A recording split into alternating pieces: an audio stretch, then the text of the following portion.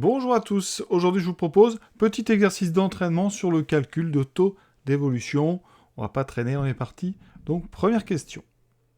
En août, un loyer est de 564. Un an plus tard, il est de 589. Quelle est son évolution en pourcentage? Très simple. Pour ça, je vais quand même faire un petit schéma. On passe donc de 564, qui est notre valeur initiale, à 589, qui est notre valeur finale. On applique la formule. Taux d'évolution entre donc 564 et 589, ça sera valeur finale moins valeur initiale divisé par valeur initiale. Vous la connaissez par cœur cette formule à force, et donc ça donnera valeur finale moins valeur initiale 589 moins 564. Ça en maths on appelle ça la variation absolue, et on divise par la valeur de départ. Donc la calculatrice, donc ici 589 moins 564 divisé par 564. On obtient ici un nombre, je le mets sous forme décimale. On va arrondir à deux chiffres après virgule, comme souvent avec les pourcentages, et pour ça, eh bien, on va multiplier par 100 notre affichage, et comme ça, on a directement 4,43%, donc à peu près, plus, on insiste toujours sur le plus pour montrer que c'est une augmentation, plus 4,43% d'augmentation en un an. Et pour compléter, ça veut dire qu'ici, de 564 à 589, on a une augmentation d'à peu près 4,43%, donc une multiplication par 1 plus 4,43 sur 100. Autrement dit, 1,0443. Et on va vérifier que cette multiplication ici donne bien 589. Donc je fais 564 fois 1,0443. Ça donne 588,9. Alors effectivement, 98, c'est pas exact parce qu'on est obligé d'arrondir un petit peu ce pourcentage. Deuxième question, un chiffre d'affaires en 2004. Et donc, alors je vais l'appeler valeur en 2004, c'est la valeur initiale, c'est 124 000 euros. En 2005, donc valeur 2005, on est passé à 117 000, donc une baisse. D'accord? La question, c'est quel est le taux d'évolution? Autrement dit, ici, de combien de pourcents est-ce qu'on a baissé? Pour ça, c'est toujours la même formule, valeur finale moins valeur initiale divisé par valeur initiale. Ça donnera le taux d'évolution entre 2004 et 2005.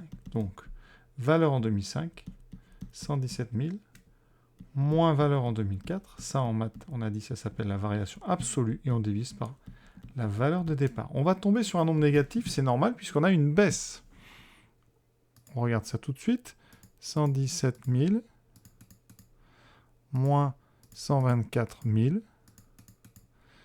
divisé par 124 000. Oups, j'ai oublié un 0 en haut, bougez pas. Alors,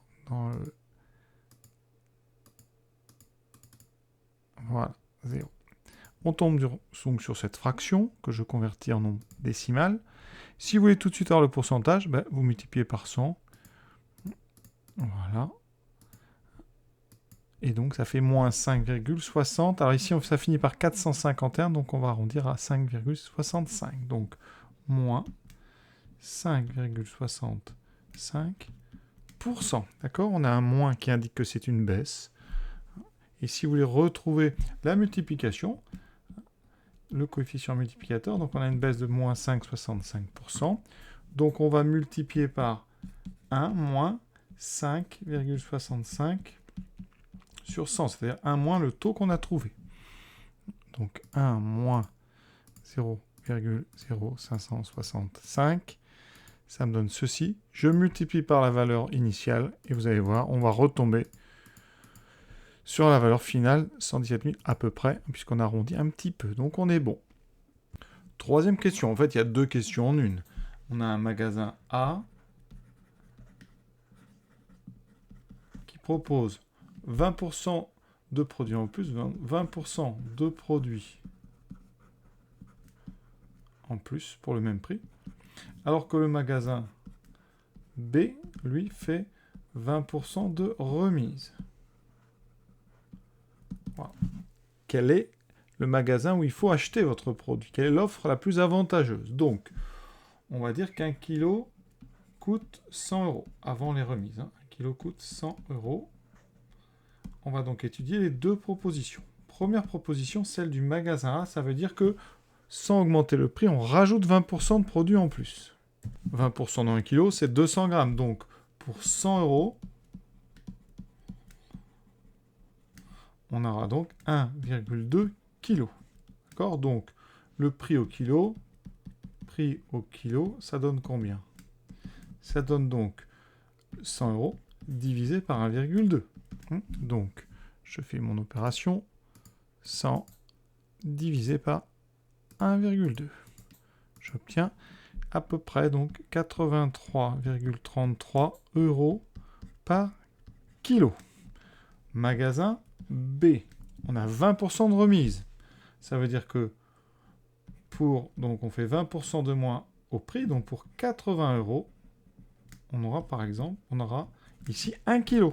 Donc le prix au kilo est de combien? Prix au kilo dans le magasin B, ça sera donc 80 € pour 1 kg. Donc c'est 80 € par kilo. Donc, vous voyez, là où c'est le moins cher, c'est dans le magasin B.